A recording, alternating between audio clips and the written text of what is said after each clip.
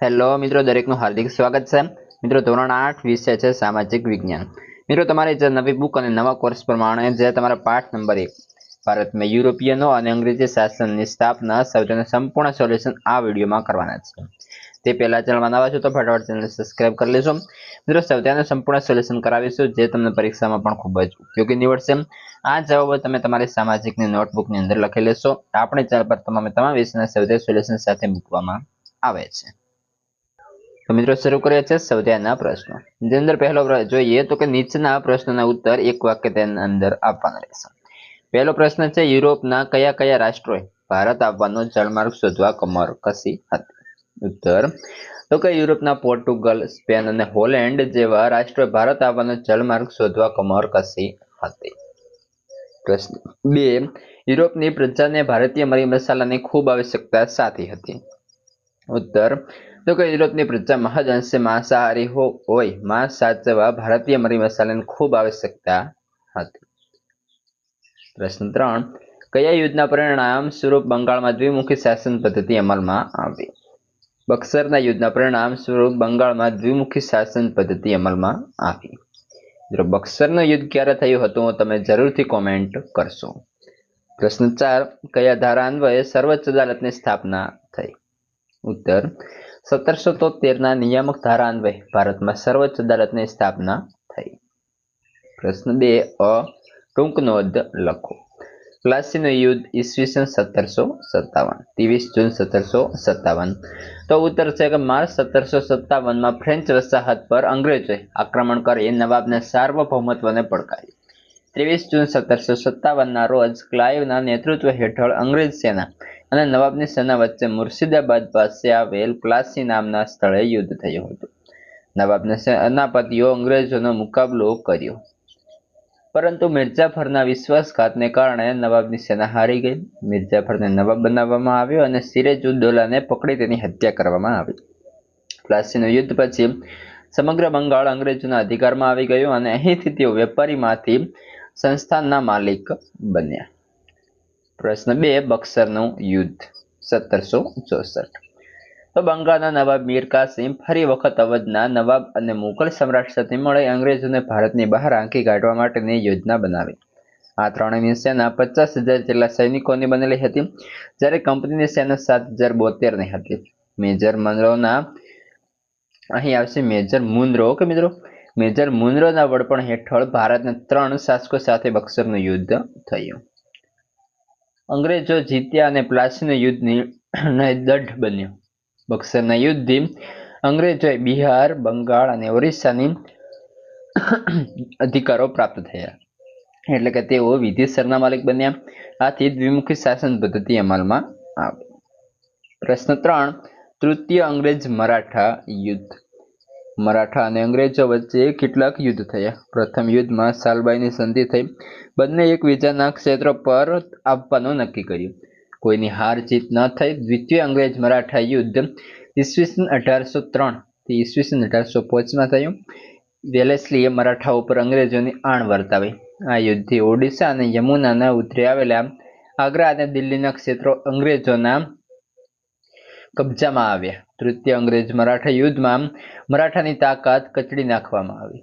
પેશવાને પુણેમાંથી હટાવી કાનપુર પાસે બિઠુરમાં પેન્શન આપી મોકલી દીધો. હવે વિધ્યાંચલથી લઈ દક્ષિણના બધા જ ભાગ પર કંપનીની સત્તા સ્થપાઈ. સંપૂર્ણ ભારત પર બ્રિટિશ સત્તાની સ્થાપના થઈ. પ્રશ્ન 4, મૈસૂર વિગ્રહો. ઉત્તર, અંગ્રેજો હૈદર અલીની ઝડપથી વધતી જતી સત્તા અને શક્તિ અંગે ચિંતિત બન્યા. તેથી મૈસૂર રાજ્ય સાથે 4 મૈસૂર વિગ્રહો થયા. આ યુદ્ધ પૈકી 2 યુદ્ધો હૈદર અલી સાથે અને બીજા 2 યુદ્ધો હૈદર અલીના શક્તિશાળી પુત્ર ટીપુ સુલતાન સાથે. પ્રથમ મૈસૂર યુદ્ધ અનિર્ણિત રહેલ, કોઈ પરિણામ આવ્યું નહીં. દ્વિતીય મૈસૂર વિગ્રહ સમય ઈસવીસન 1782માં હૈદર અલીનું મૃત્યુ થયું. યુદ્ધ ચાલુ રહ્યું અને છેવટે બંને પક્ષે શાંતિ થઈ. તૃતીય મૈસૂર વિગ્રહમાં ટીપુ સુલતાન હાર્યો અને તેની ભયંકર હાનિ થઈ. ચતુર્થ મૈસૂર વિગ્રહમાં ટીપુ સુલતાન વીરગતિ પામ્યો અને અંગ્રેજોએ એક શક્તિશાળી શાસકને ખતમ કરી પોતાના સામ્રાજ્યને દઢ બનાવ્યું. અંગ્રેજોએ મૈસૂર રાજ્ય અગાઉના વાડિયા રાજવંશને સોંપ્યું અને તેના પર સહાયકારી સંધિ લાદવામાં આવી. પ્રશ્ન 2 જેની અંદર બ છે નીચેના પ્રશ્નના ઉત્તર લખો। જેની અંદર મિત્રો પહેલો પ્રશ્ન રહેશે યુરોપિયન પ્રજાને ભારત તરફ જળમાર્ગ શોધવાની ફરજ પડી, વિધાન સમજાવો।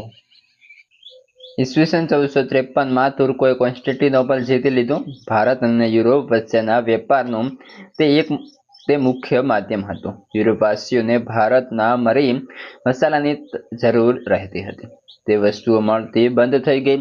ભારતમાંથી મરી મસાલા, સુતરાઉ કાપડ, રેશમી કાપડ, તેજાના, અફીણ, સુરોખાર, ગળી, ઇમારતી લાકડું ખૂબ જ મોટા પ્રમાણે યુરોપના દેશોની અંદર નિકાસ થતી। યુરોપની પ્રજા મહદઅંશે માંસાહારી હોય, માંસ સાચવવા મરી મસાલાની ખૂબ જ આવશ્યકતા હતી। પરિણામે યુરોપિયન પ્રજાને જમીન માર્ગથી થતો વેપાર બંધ થવાથી નવો જલમાર્ગ શોધવાની ફરજ પડી। પ્રશ્ન 2 બ્રિટિશ પોલીસ તંત્ર વિશે મુદ્દાસર નોંધ લખો। ઉત્તર લશ્કર જેટલું જ મહત્વનું બ્રિટિશ પોલીસ તંત્ર હતું, જેની પરંપરાગત ગવર્નર જનરલ કોર્નવોલિસે કરી હતી। તેની પરંપરાગત ભારતીય સામંતશાહી પોલીસ ખાતાની જગ્યાએ તેણે આધુનિક પોલીસ ખાતાની સ્થાપના કરી। જિલ્લા કક્ષાએ પોલીસ અધિકારી તરીકે જિલ્લા પોલીસ અધિક્ષક એટલે કે ડીએસપીની નિમણૂક કરી। વિભિન્ન જગ્યાએ પોલીસ સ્ટેશનની શરૂઆત કરાવી, તેના પર એક ફોજદારની નિમણૂક કરી। ગામડામાં ચોકીદારની નિમણૂક થતી। પોલીસ તંત્રમાં પણ ઉચ્ચ હોદ્દાઓ પર માત્ર અંગ્રેજો જ રહી શકતા હતા। ભારતીય સિપાઈ કોન્સ્ટેબલ કક્ષાએ કામ કરતા। પ્રશ્ન 3 ભારતની પ્રજા માટે વિદેશી શાસન અને વિદેશી કાયદો બંને અસ્વીકાર્ય છે। મહાત્મા ગાંધીજીના આ વિધાનને સમજાવો। આપણે બ્રિટિશ વહીવટી તંત્રને આધુનિક વહીવટી તંત્ર કહી શકીએ, પરંતુ તેનો ઉદ્દેશ્ય ભારતમાં બ્રિટિશ સામ્રાજ્યને મજબૂત બનાવવાનો હતો, એટલે ભારતીયો આ વહીવટી તંત્રનો પૂરતો લાભ લઈ શક્યા નહીં। અંગ્રેજોએ નિરંકુશ રહી ભારતીયો વિરુદ્ધ આ કાયદો દ્વારા વ્યવહાર કર્યો હતો, એટલે બ્રિટિશ શાસનથી ભારતમાં એક અવિશ્વાસનું વાતાવરણ ઊભું થયું। માટે ભારતની પ્રજા માટે વિદેશી શાસન અને વિદેશી કાયદો બંને અસ્વીકાર્ય છે, કારણ કે તેનાથી ભારત જનતાની સુખાકારીને બદલે બ્રિટિશ સ્વાર્થની પૂર્તિ જ થાય છે। પ્રશ્ન 4 દ્વિતીય અંગ્રેજ મરાઠા યુદ્ધના પરિણામો જણાવો। દ્વિતીય અંગ્રેજ મરાઠા યુદ્ધ ઈસવીસન 1803 થી 5માં થયું। વેલેસ્લીએ મરાઠાઓ પર અંગ્રેજોની આણ વર્તાવી। આ યુદ્ધથી ઓડિશા અને યમુનાના ઉત્તરે આવેલા આગ્રા અને દિલ્હીના ક્ષેત્રો અંગ્રેજોના કબજામાં આવ્યા। પ્રશ્ન 3 નીચે આપેલા વિકલ્પોમાંથી સાચો વિકલ્પ શોધી ઉત્તર લખવાનો। પહેલો છે ભારતમાં પોર્ટુગીઝોની રાજધાની કઈ હતી? તો ઓપ્શન સી સાચો બનશે, ગોવા। પ્રશ્ન 2 છે ગોલકોંડાના શાસક પાસેથી ફરમાન મેળવી મછલીપટ્ટનમમાં પોતાનું સ્થાન જમાવનાર યુરોપિયન પ્રજા કઈ હતી? તો એ અંગ્રેજ, બી ડચ, સી ફ્રેન્ચ કે ડી ડેનિશ? તો ઓપ્શન જવાબ આપશે બી ડચ। પ્રશ્ન 3 ભારતમાં ન્યાયતંત્રની શરૂઆત કરનાર અંગ્રેજ અધિકારી કોણ હતો? Option A Dalhousie, B Wellesley, C Clive, D Warren Hastings? તો ઓપ્શન જે છે મિત્રો ડી એટલે કે વોરન હેસ્ટિંગ। મિત્રો ખૂબ ખૂબ આભાર, વિડીયોને તમે છેલ્લે સુધી બનાવી રહ્યા। હવે આગળનો વિડીયો છે આપણે ચેનલ પર અપલોડ થઈ જશે, તો તમે અન્ય વિષયના અને આ જે વિષય સામાજિક છે એના કોઈ પણ વિષયના તમારે જે છે સોલ્યુશન બાકી હોય તો લખી લેશો।